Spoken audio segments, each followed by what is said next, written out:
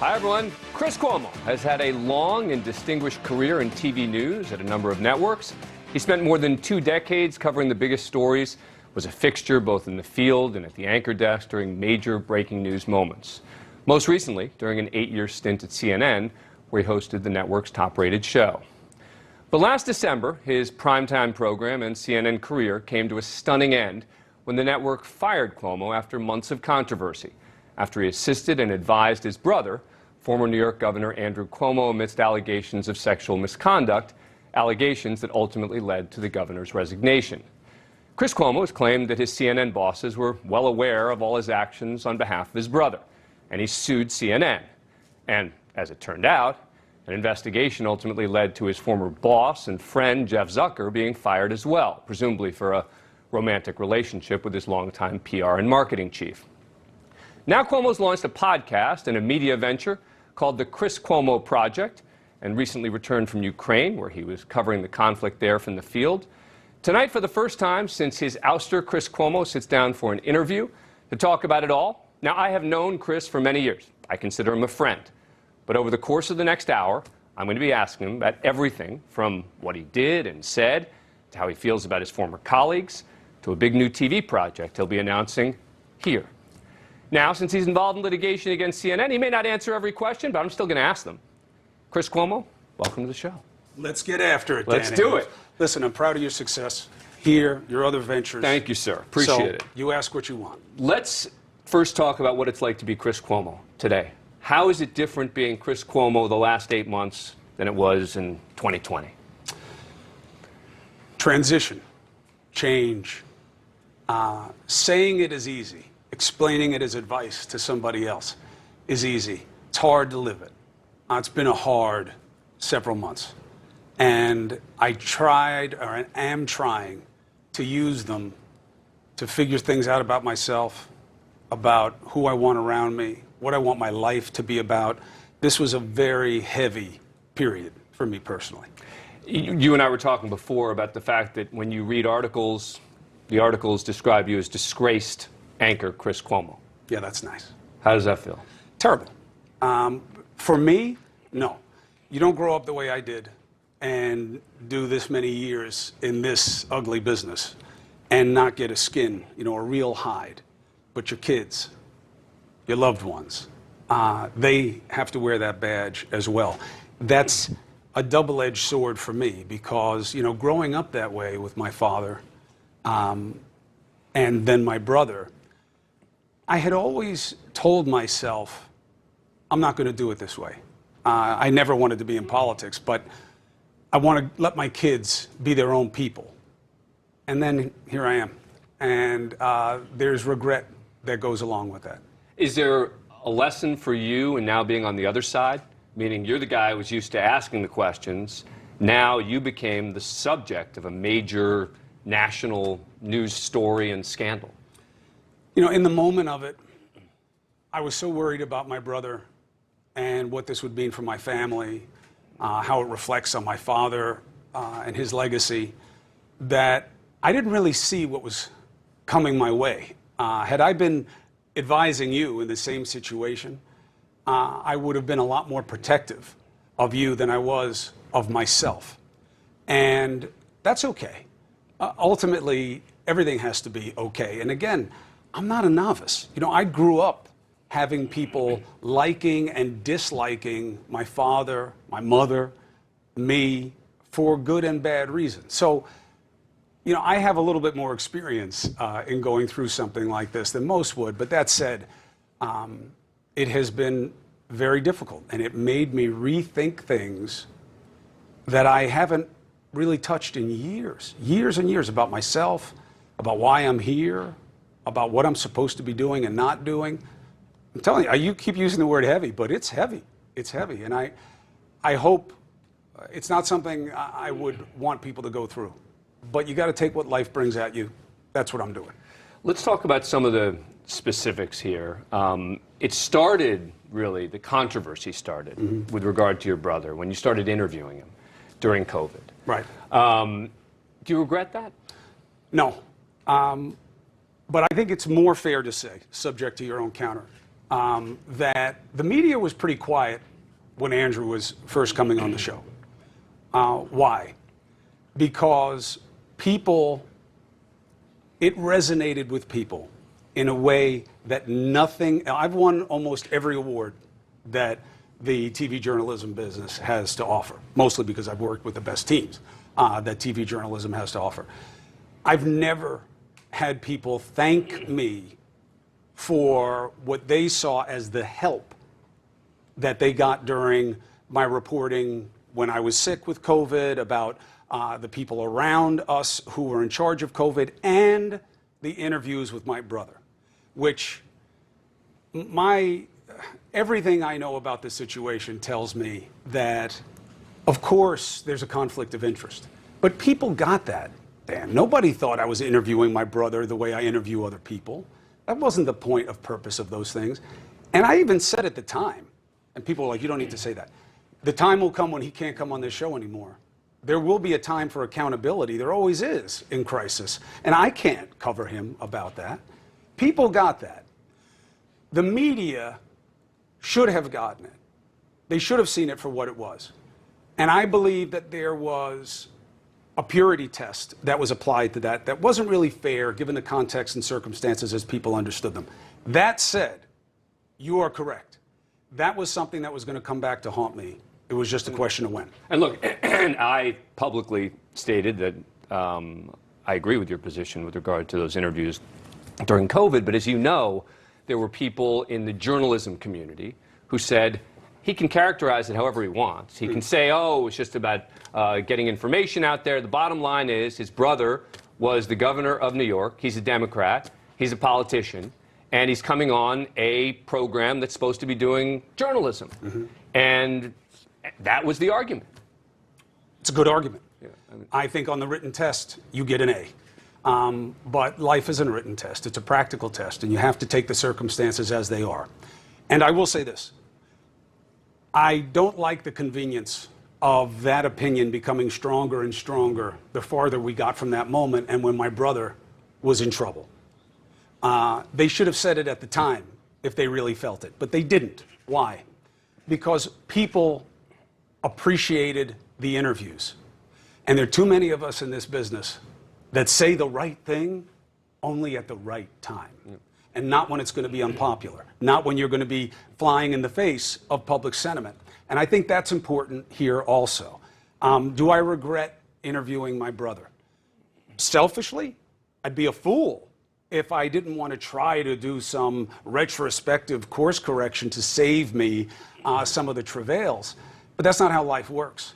And knowing that what I did made a difference for people and helped them, I'll take the price. I think that's a much easier case to defend, right, than what came next, right, which is when your brother gets in trouble.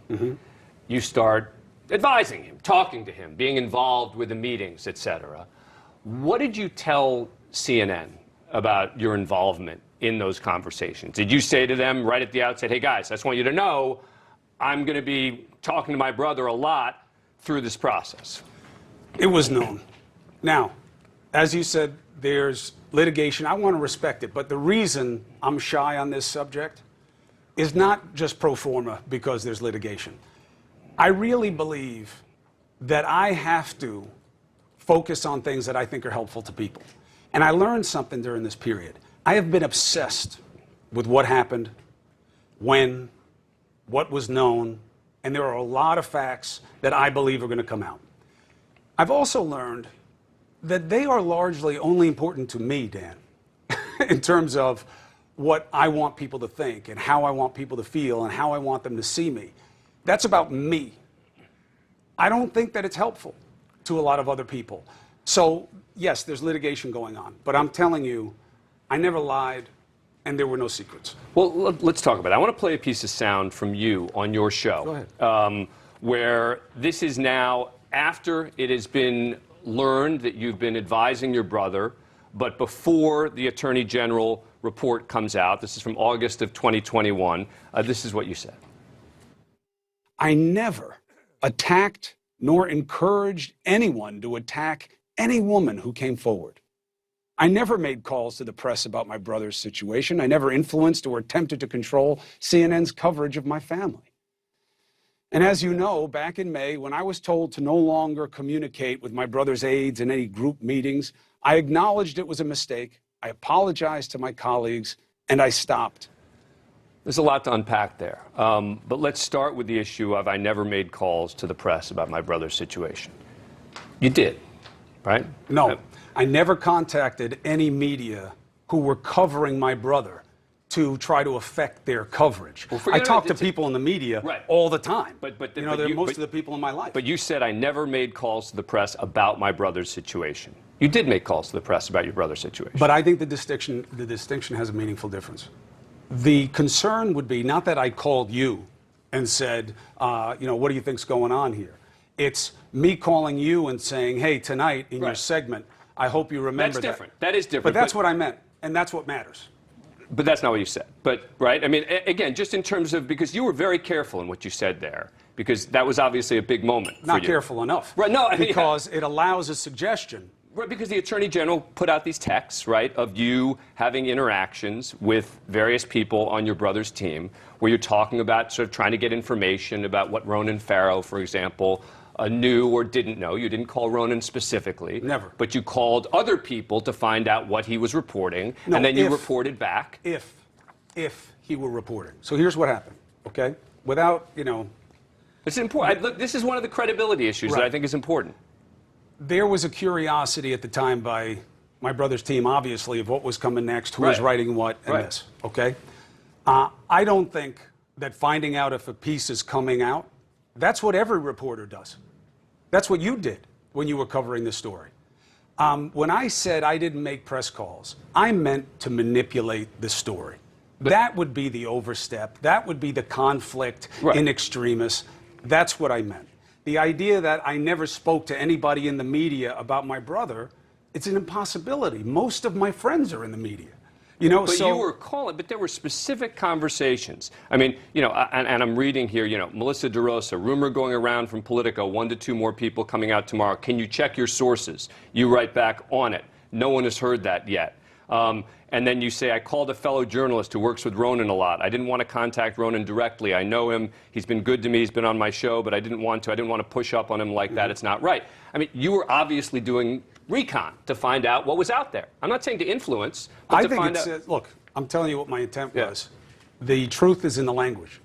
I could have contacted Ronan. I could have contacted anybody who was working in the media. I got a lot of relationships. And I probably could have justified it by just saying, I just want to make sure that you're straight on the facts. I don't want to influence you. I never did that. And I think it's a distinction with a difference, and it's something that we'll figure out in the litigation. Let me ask you, you said also I never attacked or encouraged anyone to attack any women who came forward, which is probably the biggest issue, I think, to a lot of people, was the sense that you were helping doing research, for example, on whether there was any information about any of these women out there. For example, you said at one point, I have a lead on Wedding Girl, is something that had been talked about. And did you do any research, help try and find information about some of the women making accusations against your brother? Never. And the text that you're talking about, or whatever the communication is demonstrably not about that. This was a situation where there were so many accusers coming out that were a surprise, unaware, unknown. That's what the team was saying to me. I got a call from a friend who knew this woman and said, hey, I know who that is, said something about how he knew them. At the time, no one knew who she was. That's what that communication and context was about. Not me digging into trying to find something. I've got a lead on her? I mean, a lead, what does that mean? It means that you don't know who she is. I think I know who she is. And therefore what? Therefore, when I then contacted, I think, Melissa, but again, this will all come out. She said, no, we know who that is. You're late on it. I said, oh, okay. Because I was contacted about it. I never made a phone call about it. I would never make a phone call about any of them, and I never did. And there will never be any proof of otherwise, because it never happened. And then on the question of You apologized. You said you apologized and you stopped. You said you acknowledged it was a mistake to talk to your brother's aides. Did you just say that so you could keep your job, or did you actually mean it? No, and I offered several times to leave the job because what I apologized for, I never intended anything that I was doing. I never believed, I never imagined that anything that I was doing to help my brother would reflect badly on anybody else at CNN. I thought it was plain to people that I'm helping my brother. I'm not covering this story. We got 23 other hours a day to cover it, and CNN covered it plenty. And when I found out that a lot of colleagues did feel compromised, fair or unfair, right or wrong, I absolutely apologize for that, and I never intended it. And had I seen that coming, that would have influenced me more than anything I was worried about for myself. Take a break. More with Chris Cuomo coming up in a moment.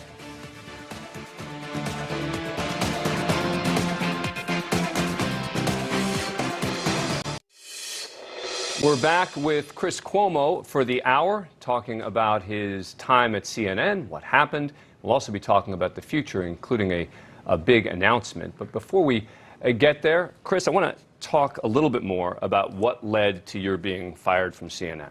Now, the official reason was always about Andrew Cuomo. It's about what you were doing, advising him behind the scenes, and favoritism, et cetera.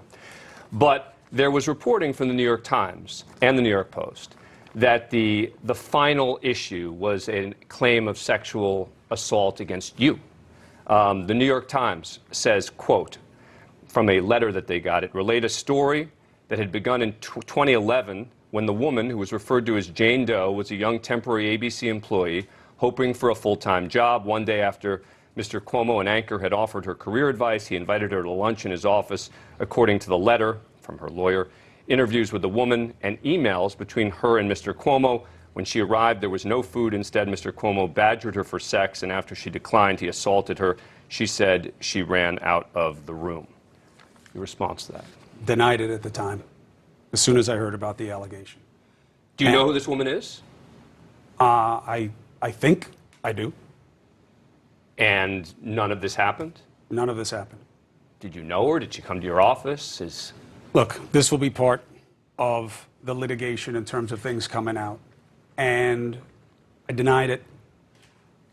I am concerned about giving attention to stories. I am concerned about distracting from what's supposed to matter to people. And look, I'm happy to answer the questions. Yeah. But because I think this is an important one because this. Look, all I can do is deny the allegation. Right. We all know what happens here. Is the reason I didn't come out more forcefully early on is because everybody who gives you any advice about it says all you'll do is feed it. All you'll do is feed it. And you know what? They're right, because that's how our business works.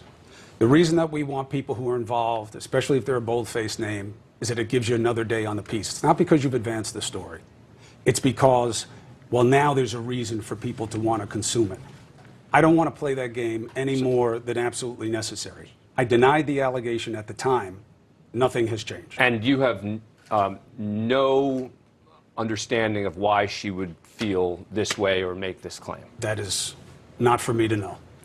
And furthermore, they said that years later, and I'm going to continue reading from the New York Times, after years without any substantive communication from Mr. Cuomo whatsoever, Ms. Doe suspected he was concerned about her coming forward publicly with her allegations and wanted to use a proposed segment as an opportunity to test the waters and discourage her from going on the record about his sexual misconduct. And then they say that you did a specific segment on TV for the company she was working at to benefit her as a way to keep her quiet. Okay. Not true? It's for her to explain. It's absolutely not true. But it's for her to explain. But you did reach out to her and... Yes, but actually I didn't, but the show did. And it was a no-brainer segment. Again, these are things for someone else to explain, not me. Someone else meaning? If you're going to make the allegation, then it's about how you feel and what you think. And my feeling is, it's in the past. I'm I'm never going to be able to convince people one way or another. I feed the story by commenting on it. I denied it. And you try to move on. A big aspect of our business is we'll say it's accountability. We'll say it's responsibility. But I don't know that that's always true. I'm not indicting you asking me the questions. Yeah. I'm saying that I think that a focus of coverage very often is about extending and prolonging drama, not about finding the truth. And that matters to me more now than before all of this. I mean, even in a way, if I almost feel like apologizing to your audience, you're doing your job. Don't get me wrong. But I don't want them to feel that I'm going to talk about me and not about them, and that this really matters and this should matter to you. I know it doesn't matter to other people the way it does to me. I get it. But, you know, this is kind of the state of play. Do you feel you were a victim of cancel culture? No. I don't think I've ever been a victim of anything ever in my life. You make choices. You make a choice to be in this business. You make a choice to be in that dynamic and to want to be relevant. And it's not always going to be easy. It's not always going to be fair. My therapist has a great line. Fair is the only real four-letter word, you know, in terms of a curse. I don't feel sorry for myself. I'm certainly not a victim. Are you angry at your brother at all about everything that happened? I'm angry at my brother on a regular basis. But specifically to your question, I love my brother. The rule in my family is very simple. Family, trouble, go. Other people have the luxury of judging allegations and situations. For me, it was about helping my brother in a hard way and doing it in a way that I didn't think compromised what matters. And that's what guided me. I am very proud of my brother. I love my brother. And I'm proud of him for the struggle. You know, I learned something that I hope you never have to. Now, you've been through some stuff yourself, physically, and, you know, you're a strong guy. You know how to struggle. It's one of the things I've always respected about you. We don't talk about struggle. We just prize outcomes. You know, this person beat this person overcame that. Watching somebody struggle, watching them when it's hard, when they're hurt, when they've hurt others, that's when you learn what somebody is about. We always say that's when you learn who your friends are when you're down. I don't think there's much value in that. I know who my friends are. My friends are who I thought they were before. But I learned things about myself. I learned things about my brother. I learned things about my family that make me proud of him, to have to deal with the good, the bad, and the ugly. Did he bring any of this on himself, though? That's not as a hedge, but in truth, that's a question for him to answer about how he feels about why these things happened.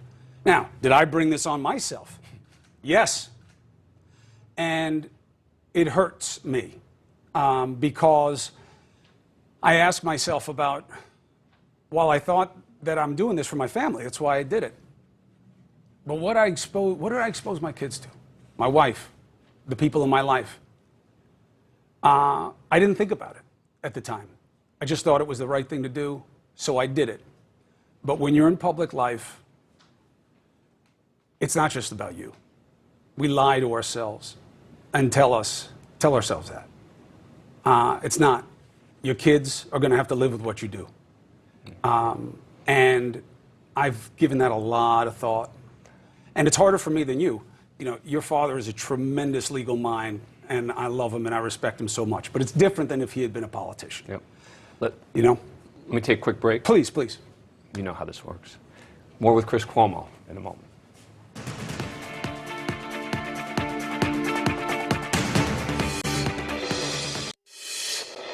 We are back with Chris Cuomo for the hour, and before we talk to him about why he says he is not a Democrat and about his new podcast, just a couple more questions on the CNN front. What was your reaction when you were fired? I didn't really have one. Were you shocked? That's probably why I didn't have any real reaction. You know, I remember the phone call, but I don't remember any emotions around it. You know, there'd been so much negativity, so intense, for so long that I didn't see coming. That, I don't know if I were numb or whatever it was, but it was just one more thing that now I was going to have to deal with. And, you know, it's complicated. Being number one at CNN was a very proud accomplishment for me and my team. It's the smallest team they had there. Tremendous people. The resonance, the reach, being able to weigh in on what matters in this world. And I don't know that anybody reaches around the world the way CNN does. I get as many people from like Africa and South America talking about the coverage as I do from North and South Dakota. It's amazing. It mattered more to me than I knew at the time when I was doing the job. And I'm not talking about Joni Mitchell, you know, you don't know what you have until it's gone. I knew what I had. That's why I worked so hard at it. That's why I gave so much for it, as did my team. So in the moment, you know, this is like, okay, here's the next thing that I didn't see coming that doesn't seem to make sense. But it's after that. So the question isn't, how did you feel when it happened? It's how did you feel about it once you started to feel? The better question I should have asked. Well, that's why I'm here. I'm here to help. Exactly. No, and that was really profound. Not being able to say goodbye to my team. It just being over like that.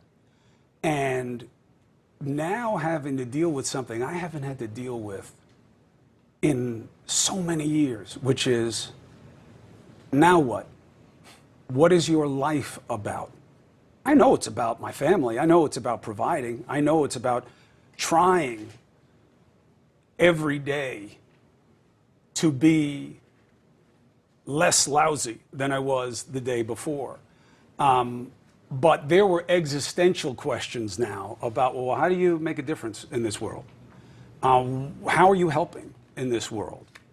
What can you give in this world? What are you about that I hadn't had to answer in any real way in a long time because I was just doing it? And some of your colleagues came out very critically of you, including friends, right? Don Lemon, longtime friend. Jake Tapper came out aggressively against you. How did you feel about that? They're good people. They're good people. And I don't judge, period. I mean, you know me. I have a very high indifference curve when it comes to people in general. Like, you have to work to get me to have an opinion about you. I cannot blame people for acting on what they're told. Should they have called me? Of course. But I understand the circumstances also. And I understand why they may not have felt that that's an option. But these are good people. They take their job seriously. I'm not going to judge them for what they say about me based on what they knew and didn't know. I wish them well. And that is the truth. Your podcast, the Chris Cuomo Project, was in the top 50 in the out there, period, top 10 in news of all podcasts. I want to play a little piece of sound from it because I think it's going to be surprising for some people to hear Chris Cuomo saying some of the things that you're saying on this podcast. This is number 20. This is from the Chris Cuomo Project. Let's listen. But I'm no Democrat. Not simply because I'm in the media. And I am not here to make any of you feel comfortable being a lefty. I want you to question why you are. I want you to question everything. I have Republicans, I have Trumpers among my friends. And I mean my real friends, not just, you know, people I take pictures with at events. My first vote ever, George H.W. Bush, 1988. But I'm not a Republican. Now, part of this, obviously, is an effort to introduce yourself to people, maybe, in a way that they don't know you. You think you're going to be able to get Republicans to say, Chris Cuomo, he's my guy? I mean, you have been affiliated, family, CNN, et cetera, with the left. Yes. And that's easy for me to answer because I have. Nobody had on people from the right the way I did on my show. It's not even a close call. Talk to Republican lawmakers. I mean, the truth, I had more politicians on the right reach out to me the last few months than the left. Why? Because this is about whether or not you do what you say you're going to do in that interview. There's no question that the former president has taken a lot of exception to things that I reported about him and what I chased after him and his supporters about. But that's his manner, not mine, and often not theirs. I know that anywhere I go and do what I do, I'll get people from both sides to come on. I always have. Well, let me take a break because you also make a point that you take a break every time I'm saying something good. Then you take a break. It's time for journalists, you say, to start being more honest, which is something that I believe and have long believed, which is time for journalists to stop pretending they're transparent. Transparent, exactly. And stop pretending to be objective. Just be honest about what your position is. Let's talk about it in a moment. More on Chris Cuomo's big project. He's got a big TV project coming up as well, which he's going to announce on this show. Coming up. I have to change. I mean, journalists don't usually share personal opinions or positions, right? It's a nod to impartiality. It also keeps them out of trouble. But maybe the time has come to be more transparent. My goal here is fairness. That is Chris Cuomo on his new podcast, The Chris Cuomo Project, which landed in the top 10 in news as soon as it came out. He is with us for the hour. Chris, I agree with you about what you're saying there. When you were doing your CNN show, did you view it as an opinion show or a news show? No. I think that's a meaningless and weaponized distinction, to be honest. And it's not, by the way, transparent is different than honest. I am not indicting the media. That is done gratuitously and for personal gain. It's the fringes I worry about, not the mainstream media. We have the best media I've ever been around in the world. The resources, the men and women, the resolve, they are honest. Now, is everybody honest? No. Any place you find a system, you're going to find a range of personal accountability and aptitude in whatever the business is. So that's not a fair basis. Our media is good. It is strong. There are problems. The problems are getting worse. But that's not... The public doesn't trust it? But look, the public doesn't trust anything. And that has often been true in this country. It is more true now. But I think you have to look at it holistically. Everybody has to want to have some responsibility if you're going to point at anybody else. And I do not blame the media for where we are today. I am very slow to go with a single solution to any problem.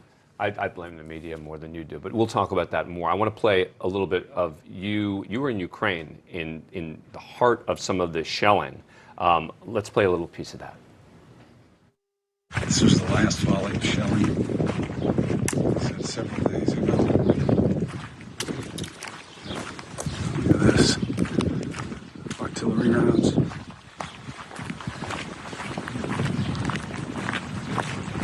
You hear that in the distance. It's pretty abandoned. You keep this kind of distance. It's a foxhole. You keep this kind of distance under shelling so that if one hits, not everybody gets hit. It's morbid, but it's a practical reality. Why'd you decide to go to Ukraine? It's what I do. I want to be a witness to history. It was difficult for me not to be able to cover this conflict. I'm not a war correspondent. Those people are extraordinary. And I have made it a part of the work I do to help people understand. I've always thought that it was helpful to have me go to those situations because I'm not a war correspondent, and I felt that it would be more relatable for people to understand and digest the experience of being there. And I just decided that if it matters to me, then I should do it. If I think it's going to be helpful, then I should do it. So I went, and I was shocked by two things. One good, one bad. The good thing, blown away by the people. They remind me of what it must have felt like to be an American 240 years ago, when the English came back after the Revolution and wanted to regain this place. The surrendering of the distinctions, and look, they're not us. They're much more homogenous, but they have their differences of opinion and different feelings within their society. But you put that aside when there's an existential threat. And it's not just that they have somebody who wants to kill them, which they do in Russia, but they are fighting for what we say matters. Give me liberty or give me death. Over my dead body will you take away the... They're living it. And I was so moved by that. And it made me feel like there was more America there in that regard than here, not as a criticism of us. Not that Ukraine is better than America, but that's a big thing. The bad thing, the war there is much worse than anybody's been telling us. Much worse. Chris Cuomo, stay with us. Going to talk more about that, and he's going to announce a big new TV project that he's got coming up in a moment. All right, so we've asked Chris Cuomo the tougher questions. We've talked to him about his new podcast, the Chris Cuomo Project. But there's something else big, and I mean big, on the horizon for Chris Cuomo. Mr. Cuomo, I'll let you do the honors of telling us what is next in your TV career. Well, you are a part of my decision. I respect that you asked the questions. I think that's how you show respect to our relationship, is that you didn't fake the funk. You ask what needs to be asked. I respect you for that. I respect how you do the job. I've been jealous of you while I have been away watching.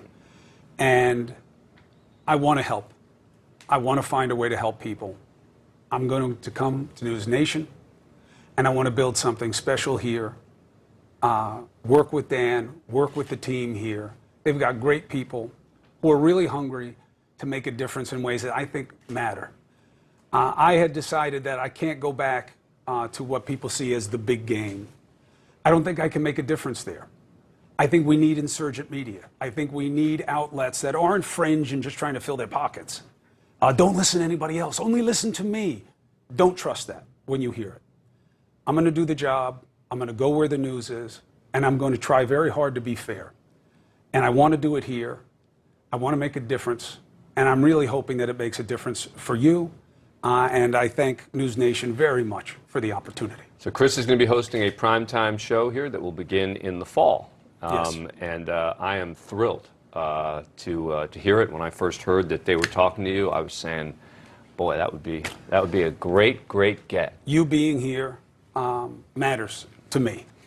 Seeing what the place is about, getting to understand their management and what they want and why they're doing this matters to me. And I really believe that this outlet has a chance to reach who I call free agents. Not right, not left, reasonable, regular, open mind, open heart, willing to listen when someone disagrees. Where the majority of Americans are. I mean, that's the craziness. And I talk about this on the show all the time. The vast majority of us don't want the extremes. We want the right of center and the left of center folks. We want the people, and you talked about this on your podcast, people who call themselves independents. But in many ways what they're saying is, I don't want to be associated with those other parties. But you have to, look, the beauty of this and the timing of it is that we need this right now. Because this binary system is killing us.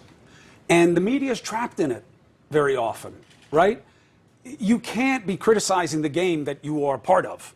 And nobody watches a game for the referee, okay? And that's what it is. There are opposing parties. The reason it gets more and more toxic is that's the easy way. Why would you waste time trying to figure out how to get people to like you when you can just get them to not like me? And that's what our politics is becoming increasingly. That's why I believe so strongly you need more parties, you need ranked choice voting, and you need to push the purple states to apportion their electors. Now, that last part is going to be very hard because nobody gives up advantage. But fighting for parties aren't in the Constitution. We know what George Washington said about them in his farewell, right? He saw this coming. They're not in law, they're just culture. We can change culture. We're doing it all the time. People deserve more choices. And they deserve to have people who present regular and reasonable opportunities. And is that going to be the sort of stuff you're going to be talking about? 100%. Let's get after it, which I've been saying for many years, has always been a simple call to that. Understand what the proper ambition is and do everything you can to achieve it. And I think I can help. And I think if I can do that, it makes everything I've gone through completely worthwhile. You mentioned transparency before. Are you going to be more transparent, do you think, on this show about your own personal views than you have in the past? Look, I'd like to say yes because it's a good sell, but I've always been that way. I really don't fake the funk. I mean, people who know me, the only difference is that I just curse a lot more off TV than I do on it, and I'll watch my mouth. My kids don't like it, so I'll clean it up. But look, my shtick is having no shtick. My shtick is I'm going to ask you these questions. I love confrontation. I love friction.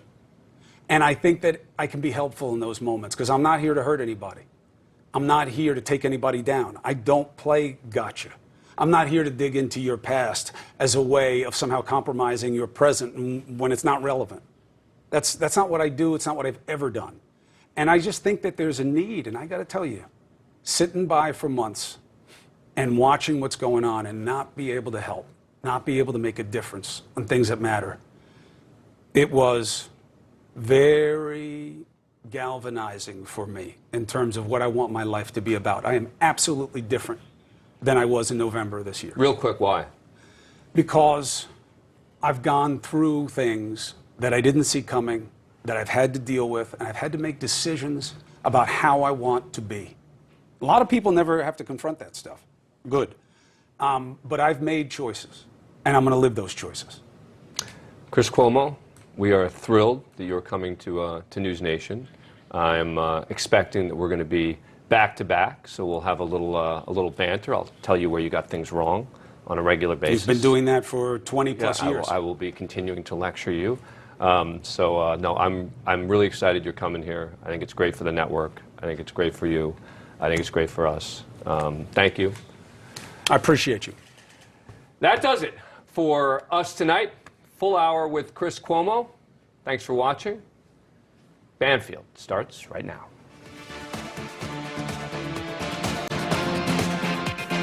Thank you for watching. Go to newsnationnow.com to find NewsNation on your cable provider. And don't forget to click the red subscribe button below to get more of NewsNation's fact-driven, unbiased coverage.